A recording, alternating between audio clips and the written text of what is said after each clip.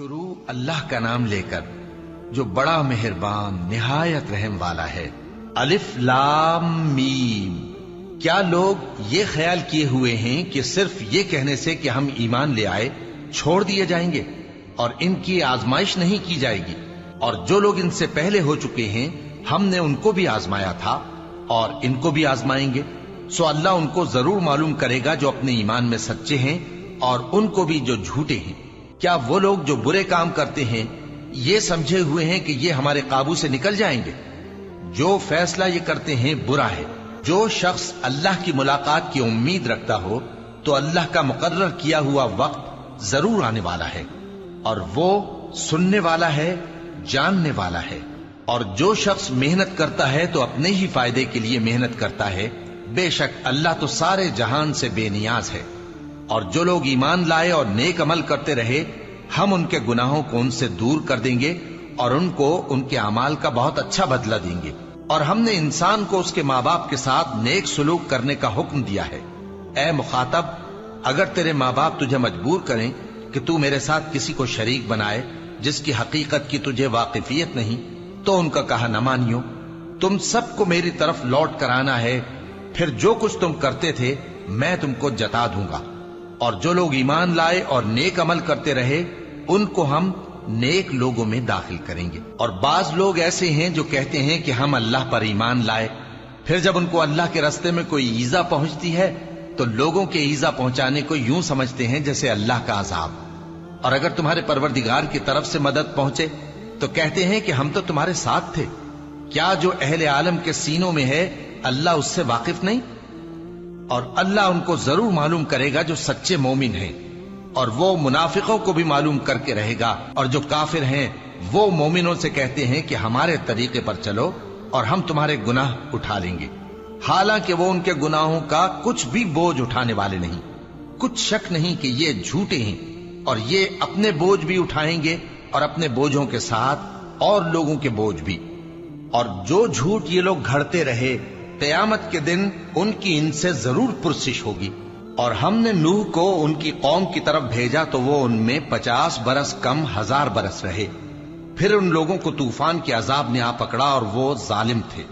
پھر ہم نے نوح کو اور کشتی والوں کو نجات دی اور کشتی کو اہل عالم کے لیے نشانی بنا دیا۔ اور ابراہیم کو یاد کرو جب انہوں نے اپنی قوم سے کہا کہ اللہ کی عبادت کرو اور اس سے ڈرو، اگر تم سمجھ رکھتے ہو تو یہ تمہارے حق میں بہتر ہے۔ تم تو اللہ کو چھوڑ کر بتوں کو پوجتے اور جھوٹی باتیں بناتے ہو۔ جن لوگوں کو تم اللہ کے سوا پوجتے ہو وہ تم کو رزق دینے کا اختیار نہیں رکھتے، بس اللہ ہی کے ہاں سے رزق طلب کرو اور اسی کی عبادت کرو اور اسی کا شکر کرو، اسی کی طرف تم لوٹ کر جاؤ گے۔ اور اگر تم جھٹلاتے ہو تو تم سے پہلے بھی امتیں اپنے پیغمبروں کی تکذیب کر چکی ہیں، اور پیغمبر کے ذمے کھول کر سنا دینے کے سوا اور کچھ نہیں۔ کیا انہوں نے نہیں دیکھا کہ اللہ کس طرح خلقت کو پہلی بار پیدا کرتا ہے پھر کس طرح اس کو دوبارہ پیدا کرے گا؟ یہ اللہ کو آسان ہے۔ کہہ دو کہ ملک میں چلو پھرو اور دیکھو کہ اس نے کس طرح خلقت کو پہلی دفعہ پیدا کیا ہے، پھر اللہ ہی دوسری بار بھی پیدا کرے گا۔ بے شک اللہ ہر چیز پر قادر ہے۔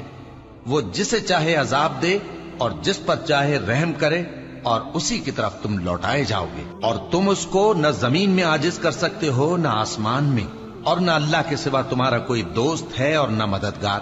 اور جن لوگوں نے اللہ کی آیتوں سے اور اس کے سامنے حاضر ہونے سے انکار کیا وہ میری رحمت سے نا امید ہو گئے ہیں اور ان کو درد دینے والا عذاب ہوگا۔ تو ان کی قوم کے لوگ جواب میں بولے تو یہ بولے کہ اسے مار ڈالو یا جلا دو، مگر اللہ نے ان کو آگ میں جلنے سے بچا لیا۔ جو لوگ ایمان رکھتے ہیں ان کے لیے اس میں نشانیاں ہیں۔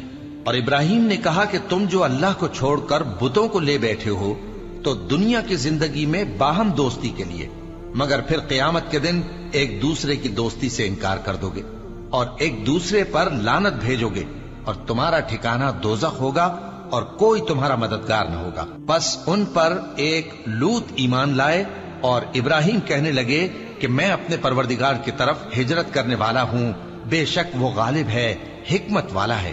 اور ہم نے ان کو اسحاق اور یعقوب بخشے اور انہی کی اولاد میں پیغمبری اور کتاب رکھ دی، اور ان کو دنیا میں بھی ان کا صلہ عنایت کیا اور وہ آخرت میں بھی نیک لوگوں میں ہوں گے۔ اور لوط کو یاد کرو جب انہوں نے اپنی قوم سے کہا کہ تم عجب بے حیائی کے مرتکب ہوتے ہو، تم سے پہلے اہل عالم میں سے کسی نے ایسا کام نہیں کیا۔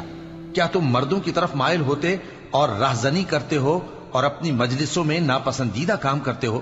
تو ان کی قوم کے لوگ جواب میں بولے تو یہ بولے کہ اگر تم سچے ہو تو ہم پر عذاب لے آؤ۔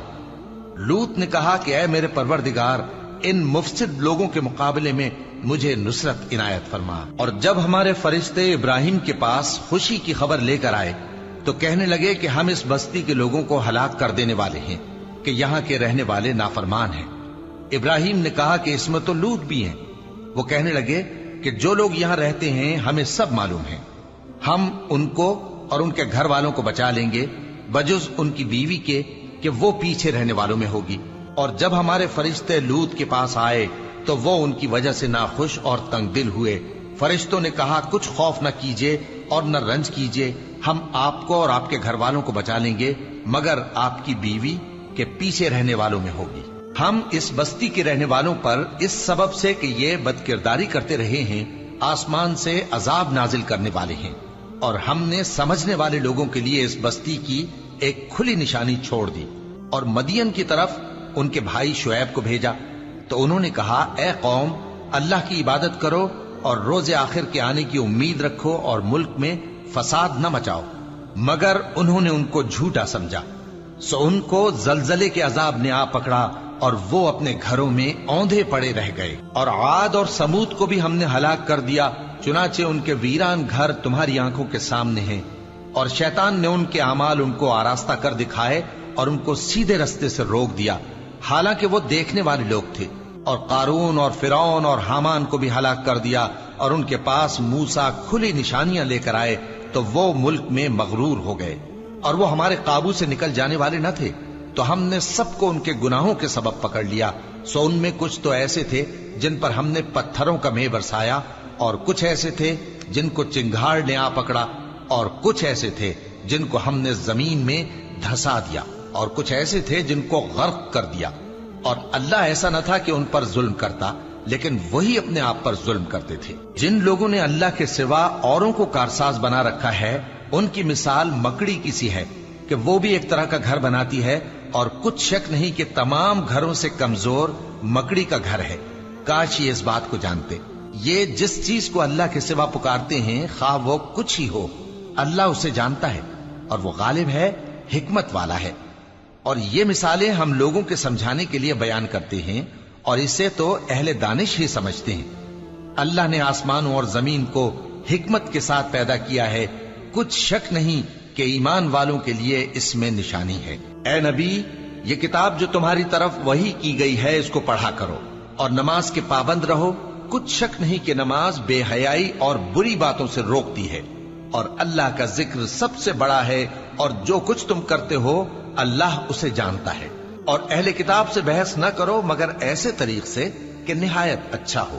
ہاں، جو ان میں سے بے انصافی کریں ان کے ساتھ اسی طرح مجادلہ کرو، اور کہہ دو کہ جو کتاب ہم پر اتری اور جو کتابیں تم پر اتری ہم سب پر ایمان رکھتے ہیں، اور ہمارا اور تمہارا معبود ایک ہی ہے، اور ہم اسی کے فرما بردار ہیں۔ اور اسی طرح ہم نے تمہاری طرف کتاب اتاری ہے تو جن لوگوں کو ہم نے کتابیں دی تھیں وہ اس پر ایمان لے آتے ہیں، اور بعض ان مشرک لوگوں میں سے بھی اس پر ایمان لے آتے ہیں، اور ہماری آیتوں سے وہی انکار کرتے ہیں جو ہیں ہی کافر۔ اور تم اس سے پہلے کوئی کتاب نہیں پڑھتے تھے اور نہ اسے اپنے ہاتھ سے لکھ ہی سکتے تھے۔ ایسا ہوتا تو اہل باطل ضرور شک کرتے، بلکہ یہ روشن آیتیں ہیں جن لوگوں کو علم دیا گیا ہے ان کے سینوں میں محفوظ، اور ہماری آیتوں سے وہی لوگ انکار کرتے ہیں جو بے انصاف ہیں۔ اور کافر کہتے ہیں کہ اس پر اس کے پروردگار کی طرف سے نشانیاں کیوں نازل نہیں ہوئی؟ کہہ دو کہ نشانیاں تو اللہ ہی کے پاس ہیں، اور میں تو کھلم کھلا خبردار کرنے والا ہوں۔ کیا ان لوگوں کے لیے یہ کافی نہیں کہ ہم نے تم پر کتاب نازل کی جو ان کو پڑھ کر سنائی جاتی ہے؟ کچھ شک نہیں کہ مومن لوگوں کے لیے اس میں رحمت اور نصیحت ہے۔ کہہ دو کہ میرے اور تمہارے درمیان اللہ ہی گواہ کافی ہے۔ جو چیز آسمانوں اور زمین میں ہے وہ سب کو جانتا ہے، اور جن لوگوں نے باطل کو مانا اور اللہ سے انکار کیا وہی نقصان اٹھانے والے ہیں۔ اور یہ لوگ تم سے عذاب کے لیے جلدی کر رہے ہیں، اور اگر ایک وقت مقرر نہ ہو چکا ہوتا تو ان پر عذاب آ بھی گیا ہوتا، اور وہ کسی وقت میں ان پر ضرور اچانک آ کر رہے گا اور ان کو معلوم بھی نہ ہوگا۔ یہ تم سے عذاب کے لیے جلدی کر رہے ہیں، جبکہ دوزخ تو کافروں کو گھیر لینے والی ہے۔ جس دن عذاب ان کو ان کے اوپر سے اور ان کے پیروں کے نیچے سے ڈھانک لے گا، اور اللہ فرمائے گا کہ جو کام تم کیا کرتے تھے اب ان کا مزہ چکھو۔ اے میرے بندو جو ایمان لائے ہو، میری زمین فراخ ہے تو میری ہی عبادت کرو۔ ہر شخص موت کا مزہ چکھنے والا ہے، پھر تم ہماری ہی طرف لوٹ کر آؤ گے۔ اور جو لوگ ایمان لائے اور نیک عمل کرتے رہے ان کو ہم بہشت کے اونچے اونچے محلوں میں جگہ دیں گے، جن کے نیچے نہریں بہ رہی ہیں، ہمیشہ ان میں رہیں گے۔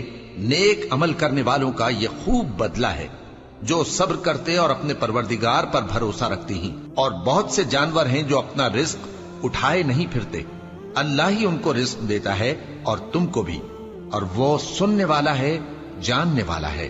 اور اگر ان سے پوچھو کہ آسمانوں اور زمین کو کس نے پیدا کیا اور سورج اور چاند کو کس نے تمہارے زیر فرمان کیا، تو کہہ دیں گے اللہ نے۔ تو پھر یہ کہاں الٹے جا رہے ہیں؟ اللہ ہی اپنے بندوں میں سے جس کے لیے چاہتا ہے روزی فراخ کر دیتا ہے اور جس کے لیے چاہتا ہے تنگ کر دیتا ہے۔ بے شک اللہ ہر چیز سے واقف ہے۔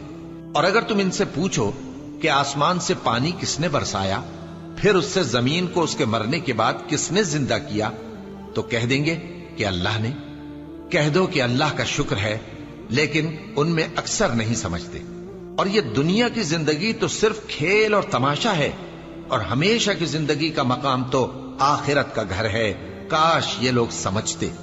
پھر جب یہ کشتی میں سوار ہوتے ہیں تو اللہ کو پکارتے، خالص کرتے ہوئے اسی کے لیے اطاعت کو، لیکن جب وہ ان کو نجات دے کر خشکی پر پہنچا دیتا ہے تو جھٹ شرک کرنے لگ جاتے ہیں، تاکہ جو ہم نے ان کو بخشا ہے اس کی ناشکری کریں اور فائدہ اٹھائیں۔ سو خیر عنقریب ان کو معلوم ہو جائے گا۔ کیا انہوں نے نہیں دیکھا کہ ہم نے حرم کو مقام امن بنایا ہے اور لوگ ان کے گرد و نواح سے اچک لیے جاتے ہیں؟ کیا یہ لوگ باطل پر اعتقاد رکھتے ہیں اور اللہ کی نعمتوں کی ناشکری کرتے ہیں؟ اور اس سے بڑا ظالم کون جو اللہ پر جھوٹ بہتان باندھے، یا جب حق بات اس کے پاس آئے تو اس کی تکذیب کرے؟ کیا کافروں کا ٹھکانہ جہنم میں نہیں ہے؟ اور جن لوگوں نے ہمارے راستے میں محنت کی ہم ان کو ضرور اپنے رستوں پر چلا دیں گے، اور اللہ تو نیکوکاروں کے ساتھ